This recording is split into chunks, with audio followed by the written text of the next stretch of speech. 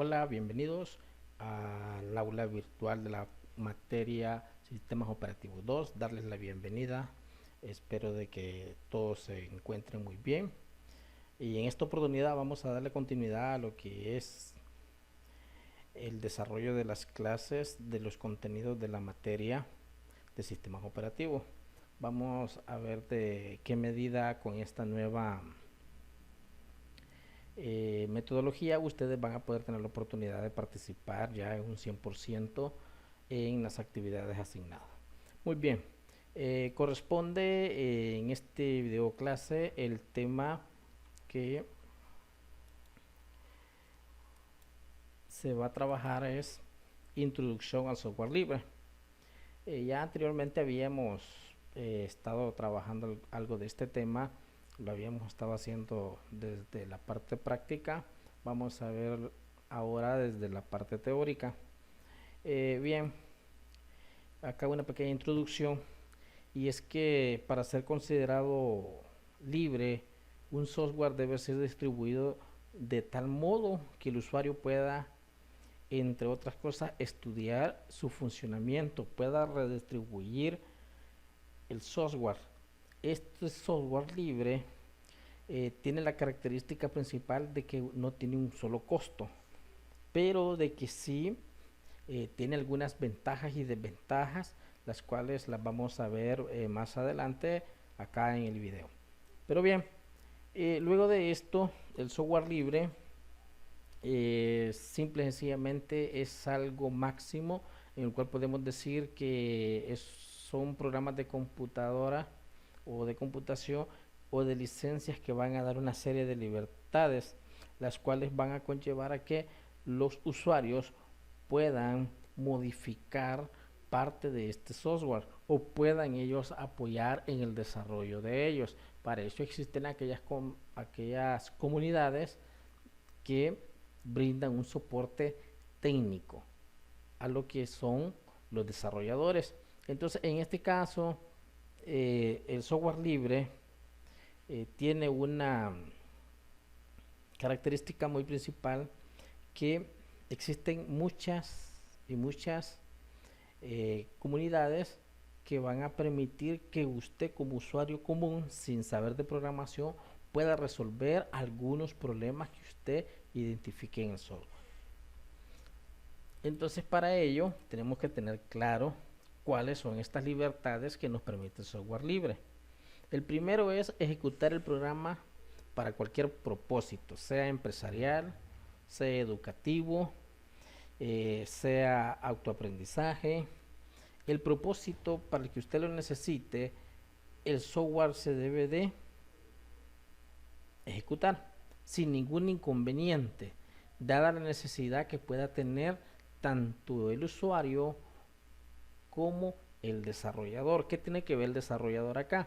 Pues el desarrollador del software es aquel de que debe de permitir que el usuario común o el usuario con ciertos conocimientos en el área de programación o en el área de análisis pueda apoyarlo con lo que son algunos bugs que puedan encontrarse en estos software. Entonces, ustedes saben, en informática se genera eso, de las actualizaciones en los software, tanto libre como privativos. Las actualizaciones lo que buscan es ir cubriendo aquellos errores que presenta o se han identificado cuando se hace uso de este software.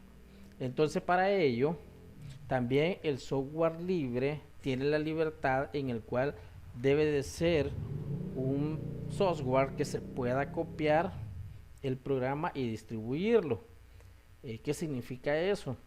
De que usted puede tener todas las libertades, comodidades y tranquilidad que le va a permitir que usted ese software se lo pueda compartir a otra persona sin el miedo a que este debe de ser activado, puede ser hackeado, nada que ver. Entonces, eso es lo que permite una de las libertades. La siguiente libertad es que se debe de estudiar y modificar. Muchos universitarios se dan a la tarea de descargar los software entrar a los códigos fuentes para que luego ellos puedan analizar y estudiar y comprender aún más la estructura de este software. Y para ello, si ellos ven una necesidad viable, lo que pueden hacer ellos es modificarlo y en ningún momento ellos van a incumplir con algún reglamento en este software, ya que esa es la idea, estudiarlo y modificarlo. Y esto se debe de hacer a través de lo que son las comunidades. El siguiente es que este debe de hacerse las mejoras y hacerlas públicas. Vamos a un ejemplo. En el caso de,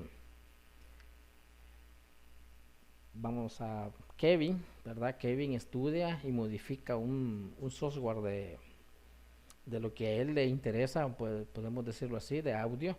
Él encuentra algunas cosas que pueden servirle a él o a los usuarios finales.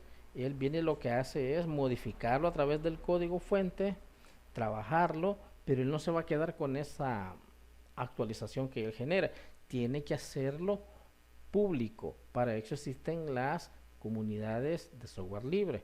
Entonces, dado esto, cuando el compañero Kevin ya diga, ok, esto procede, invita a la comunidad a que también vuelva a hacer el estudio, verifiquen las mejoras y este pueda ser publicado. Entonces, por ejemplo, ustedes hacen uso de un software libre que se conoce como VLC y algunas características de ellos es de que no solamente lo mejora o no solamente lo modifica una sola persona, son de 5 a 6, 7 desarrolladores que lo hacen a la vez. Y esto cuando ya determinan que es funcional para el usuario común, lo hacen público. Espero que vayan comprendiendo parte de este contenido. ¿Cuáles son los principios sobre los que se sustenta la iniciativa de OpenSUSE? Que esto tiene que ver con lo que es software libre. Son alrededor de 8 iniciativas, las cuales se sustenta la base principal de los desarrollos de software libre, y es que uno, el software debe de poder ser regalado o vendido libremente. Decir de que el software libre no se puede vender, eso es incorrecto, ¿verdad? Porque sí hay casos en el cual el hecho de que se llame software libre no quiere decir de que es libre para su distribución solamente, sino que también hay a veces necesidades que alguna determinada empresa necesita, pide a los desarrolladores, pero los desarrolladores van a tener que hacer un trabajo, adaptar este código o este software a la necesidad de este empresario. Entonces a través de ahí pues hay sistemas operativos como Red Hat, un sistema operativo que nació para ser libre, pero luego debido a su éxito fue adquiriendo mejoras, fue siendo solicitado y hoy dentro de los sistemas operativos que se le conoce es uno de los cuales sí tiene un costo. Lo otro, el código fuente tiene que estar incluido u obtenerse libremente. O sea, no se debe de ocultar el código de este software. 3. La redistribución de las modificaciones deben estar permitida. Usted genera un software, crea un software y si lo genera y comparte, debe de, en categoría OpenSUSE, usted debe de permitir que se le puedan hacer las modificaciones respectivas. El número 4 dice que las licencias pueden requerir que las modificaciones sean redistribuidas solo como parches. Aquí cabe aquel entendido en informática que se le conoce como actualización secundaria, el cual permite de que este software para unas personas pueda ser funcional, pero para otros hay ciertas necesidades, entonces se genera un parche para que pueda sustentar la necesidad que se tenga. Lo otro es, no debe de haber discriminación de personas o en grupo. Pertenecer a una comunidad Linux es totalmente, ¿cómo les podría explicar? no hay problema de equidad de género, ¿verdad? Ahí pueden haber mujeres, pueden haber hombres, pueden haber adolescentes, no importa color, raza, idioma. Este es uno de los principios muy fundamentales del software libre. La otra es que la distribución de las licencias deben aplicarse los mismos derechos. ¿Qué significa? Acá puede estar los derechos de autor, aquel, aquel que creó el software, aquel que lo analizó, aquel que compiló, aquel que programó. Entonces cada uno de ellos debe de darse los créditos que se les conoce. Lo otro también es que las licencias no debe de requerirse la aceptación por medio de un acceso por un clic. Si ustedes se dan cuenta, um, se han instalado software libre, no significa que usted al terminar de instalar un software, usted hace clic y dice, sí, acepto los términos de. El software libre no aplica eso. Si ustedes han tenido ya la experiencia con los sistemas operativos de Windows, se recuerdan, ¿verdad?, de que al instalar Windows 8, 7, 10, usted debe de aceptar ciertos términos. Entonces, en OpenSUSE o en software libre eso no es aplicado. La licencia debe de ser específica de un producto. El programa no puede licenciarse solo como parte de una distribución mayor. ¿Qué significa eso? De que este software que usted haya creado en términos OpenSUSE tiene que tener la característica de que no va a ser un software que se va a licenciar o a brindar una licencia, perdón, para una distribución mayor. ¿Qué significa esto? Que usted dice, si pasamos de 100 a 200 solicitudes de descarga de nuestro software, luego de esto ya vamos a tener que hacer una petición, ¿verdad? De hecho, en software libre, cuando usted descarga hoy en día alguno de ellos, no paga, pero las comunidades han tomado a bien hoy retribuir cierta parte económica y lo invita a que usted pueda hacer una donación a partir de PayPal o una tarjeta de crédito o débito, en el cual pues usted pueda dar su colaboración de $1 a lo que usted desee. Esa es una de las características y los principios de OpenSUSE. Para que vayamos entendiendo o vayamos comprendiendo de qué se tratan estas libertades del software libre, acá hay un pequeño esquema sobre el software libre. Y es que lo primero es que debe de ser utilizable, se debe de usar. No debe de ser un software que vayan a hacer solamente para su creación. Este debe de ser usado por comunidades o por usuarios. Lo otro es que se debe de estudiar. Anteriormente ya les había mencionado parte de esto. Se estudia y se modifica.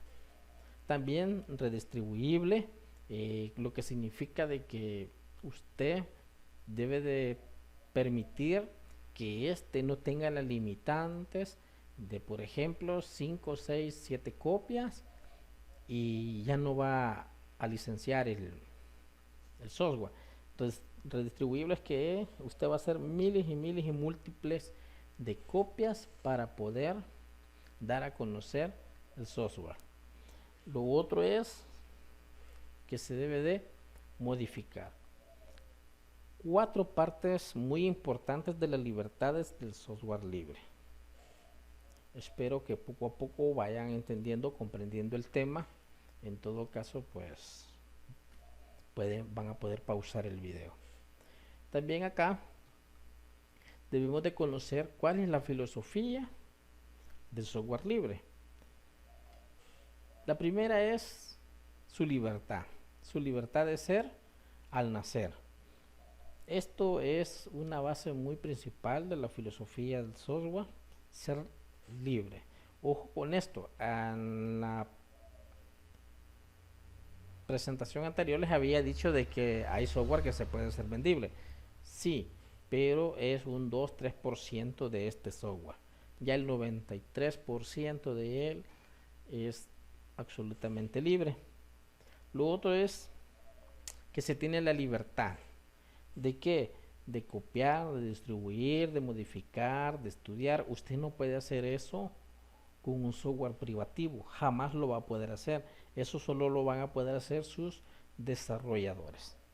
Lo otro es que el software libre debe de tener un punto de innovación. Muchas cosas, aunque ustedes no lo crean, muchas cosas del sistema operativo de Windows son adquiridas a través de lo que se desarrolla en los sistemas operativos de Linux. Algunas ciertas características que las ha generado Windows es porque se puede decir que ha hecho una copia, ¿verdad? Pero sí, lo que ha hecho es adaptar ciertas ideas de las que tienen los desarrolladores de Linux hacia Windows.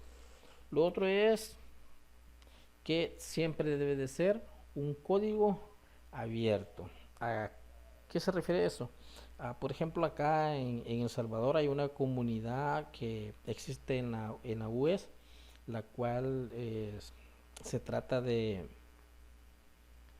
una comunidad que desarrolla sistemas operativos bajo el código de lo que se le conoce como Debian, un sistema operativo que sirve para redes informáticas.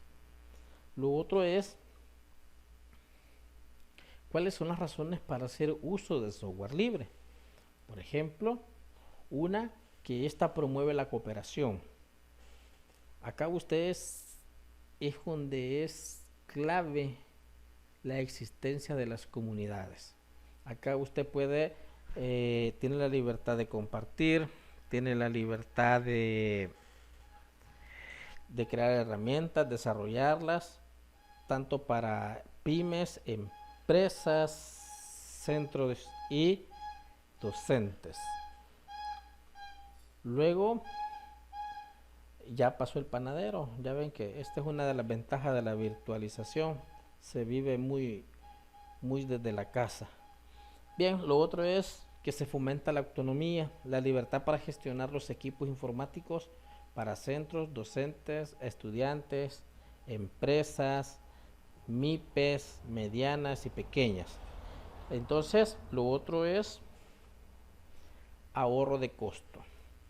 Usted en ningún momento a la hora de utilizar el software libre va a tener que cancelar por ello. Más no bien, o más bien será de usted que genere un donativo para estos desarrolladores. Pero eso ya se hace a través de su disponibilidad o de su deseo de poder hacerlo. Pero usted no va a pagar absolutamente nada. Caso contrario, como sistemas operativos basados en Windows, ¿verdad? Que se tienen que comprar licencia, que estas están limitadas a las instalaciones, que el software, que el sistema se instala en una máquina, perdón, y luego que hay que andar buscando un parche para que se active, a los 6 meses se desactiva. En Linux y software libre eso no va a suceder. También tenemos el ánima de aprender. Una de las partes es de que los códigos fuentes de estos software están disponibles para que se puedan modificar. Otra de las razones es que potencia la creatividad y la imaginación. Bueno, ustedes ahorita solamente han tenido la oportunidad de trabajar con lo que es Elementary OS, pero hay sistemas operativos de Linux como Debian, como Fedora, sistema operativo como Linux Mint, sistemas operativos como Ubuntu, que tienen una especialidad y una características de que no, sus interfaces no son aburridas. ¿Por qué? Porque los diseñadores y creadores de ellos han potencializado su creatividad y su imaginación para que el usuario final se sienta cómodo. ¿Qué sucede con este? Nosotros en Windows normalmente pues, ¿qué? Desde que lo instalamos en la barra de estado en el mismo lugar, su menú de acceso en el mismo lugar, no es multi de escritorio, no se puede modificar el, la apariencia, pero Linux y los sistemas operativos de él sí lo permite. También tenemos lo que es una de las partes principales es que educa y solidariza. Esto es la parte de las libertades de compartir conocimientos tecnológicos. Bueno, habíamos hablado, se recuerdan ustedes, sobre la creación del evento de FLISOL. Esto es uno de ellos, el Festival Latinoamericano de Instalación de Software Libre. Lo que busca es estos últimos componentes, que es potencializar la creatividad y ser solidario, conocer, transmitir el conocimiento que usted adquiere a otras personas sin ningún inconveniente. Entonces, para que vayamos comprendiendo, entendiendo y cómo se comporta el software libre, también debemos de conocer de que por el hecho de que sea libre, este no tenga licencias. Sí, hay licencias basadas en él. Por ejemplo, tenemos la licencia GPL, es una de las más utilizadas y suele denominarse GNU. No sé si ustedes han leído algo de que se dice GNU Linux. Entonces acá, eh, como primera licencia está la GPL, como licencia número 2 AGPL, que esta engloba dentro de las licencias destinadas a modificar el derecho de autor derivadas de lo que son las GNU. También tenemos las licencias BSD, que es un buen ejemplo eh, de una licencia permisiva, ¿verdad? Que no impone condiciones, en el cual pues usted puede desarrollar, puede modificar y no le van a poner ninguna limitante o una condición para que usted pueda realizar su ejercicio en el desarrollo de software libre. Lo otro es que se tiene la licencia Apache, que son software bajo este tipo de licencia que permiten al usuario distribuirlo, modificarlo, distribuir versiones modificadas de ese software, pero debe de conservarse el copyright. ¿Qué significa eso? Los derechos de autor. Lo otro es, tenemos las licencias Creative Commons. Su definición se basa en 4 condiciones. Una es atribución, la no comercialización, las no derivadas y las de compartir por igual. Entonces acá son 5 tipos de licencias eh, basadas para el software libre. Si ustedes, no les estoy hablando de unas licencias que le van a decir a usted que estos tienen un costo, en ningún momento tienen costo, ¿verdad? Simplemente hay una clasificación o se han tipificado las licencias de este software. Entonces, lo otro es que al igual que los sistemas, al igual que los sistemas operativos de Windows y los otros software, también Linux tiene sus 3 bases fundamentadas en los tipos de software. Y es que hay software para sistema, son aquellas de sistemas operativos, ¿verdad? Aquellas que hacen funcionar el equipo en comunicación o en comunión o en acuerdo con el hardware disponible de ello. Tenemos los software de aplicación, lo que hemos estado trabajando en clases anteriores, aquellos software utilitarios, por ejemplo, navegadores, desarrolladores, eh, no son desarrolladores, son ofimática, son aquellos de diseño. Les habíamos mencionado algunos como por ejemplo Krita, Jim, una serie de software, ¿verdad? De aplicación que permite que se complemente el sistema operativo. Lo otro, sí, acá ya tenemos los que son software de desarrollo, como por ejemplo los Apaches, aquellos software que sirven para el desarrollo web, para el desarrollo de la programación orientada a objetos, para el desarrollo de lenguajes de programación. Entonces, al igual que en lo privativo, Linux también posee sus 3 fases para su funcionamiento. Espero que vayan eh, comprendiendo el tema en sí. Ahora bien, ¿Cuáles son las ventajas y desventajas de hacer uso de este software? No todo es en software libre, no todo es wow, qué maravilla, todo es bonito, todo es modificable, todo es comprensible. Hay ventajas y desventajas. Voy a mencionarles algunas de las ventajas. Es que el usuario no comete delitos para usarlo y compartirlo. No va a haber problema de que usted cometa un delito especificado según la ley de un país, según la ley de informática o según la ley de comercio en software. Lo otro es la variedad de herramientas libres sin ningún costo. Usted tiene mucho software eh, que podrá trabajar, podrá instalar sin ningún inconveniente. No va a tener que por el cual pagar un solo dólar. Lo otro es una de las características, una de las desventajas, una de las ventajas muy buenas de estos software es que sus actualizaciones son frecuentes. ¿Qué significa esto? Que tras de ello hay una gran comunidad de desarrolladores encontrando errores o aceptando la sugerencia de otros usuarios, haciéndoles ver cuáles son los errores, las mejoran y lanzan rápidamente las actualizaciones. No pasa como Windows, ¿verdad? Que Windows casi que cada 6 meses, cada 4 7 meses lanza actualizaciones para ello.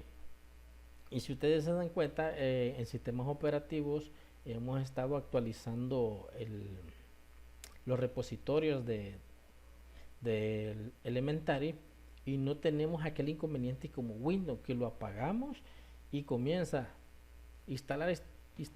instalar actualización y hay que se le espera y de hecho pues hasta termina aburriendo.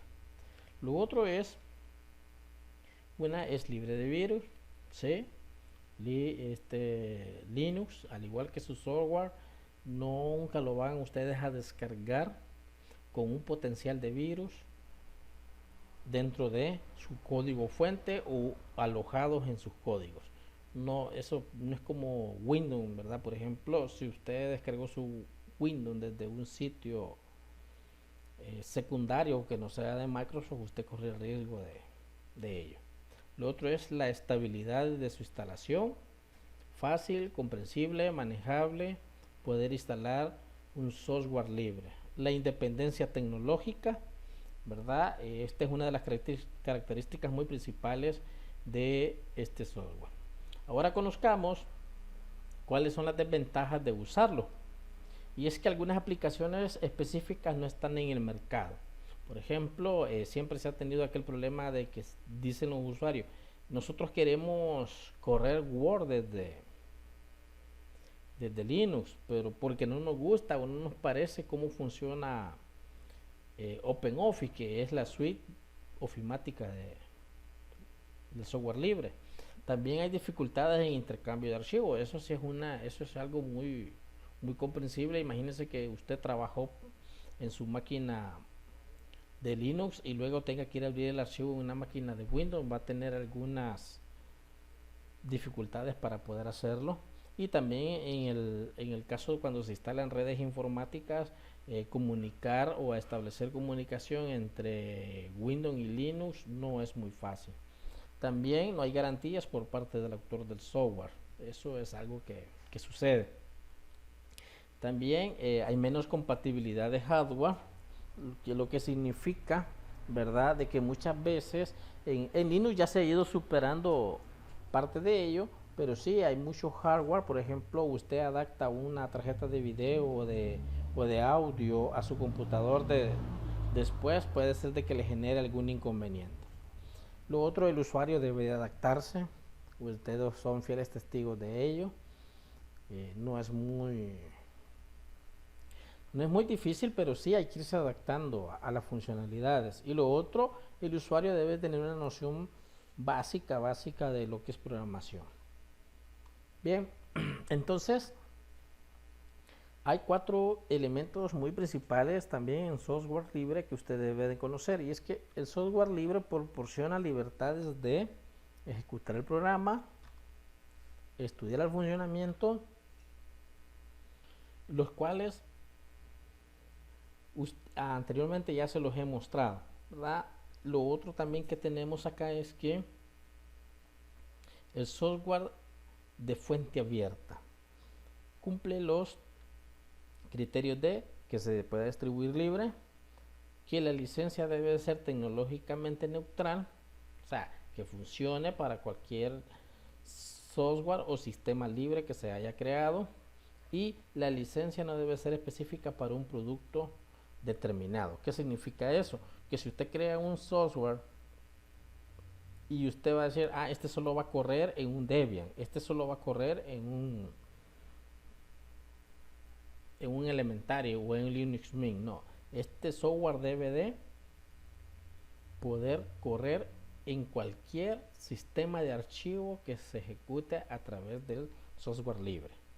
Y también tenemos que el software de dominio público cumple los criterios, no está protegido de derechos de copyright. O sea, sí están los créditos, que es muy diferente de quienes desarrollaron el software, pero en ningún momento hay un derecho de copyright. Tenemos también acá una característica entre software libre y software privativo, y es que el software privativo debe de cumplirse los criterios de que se necesita una autorización.